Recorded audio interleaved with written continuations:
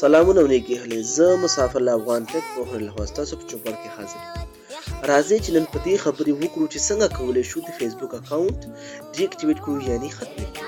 اول به موږ هغې آیډیا لوګین کیږو کوم چې موږ غواړو ډي اکټیویټ کړو. بیا به موږ اکاونټ سیټینګ ته لاړ شو، پس له هغې به جنرال باندې به کلیک وکړو او هغې نه وروسته مینج اکاونټ باندې به کلیک وکړو، بیا به ډي اکټیویټ باندې به کلیک وکړو. کله چې موږ ډي اکټیویټ آپشن باندې کلیک وکړو نو موږ ته یو نوې صفحه اوپن کیږي او په دې صفحه کې ځینې سوالونه دي چې تاسو څخه پوښتنه کیږي چې تاسو ولې غواړئ چې دا فیسبوک ختم کړئ یا ډي اکټیویټ کړئ. نو خپل هغه سوال ته به جواب ورکړئ، پس له هغې به تاسو ډي اکټیویټ بټن باندې به کلیک وکړئ او دغې سره به ستاسو اکاونټ ډي اکټیویټ شي.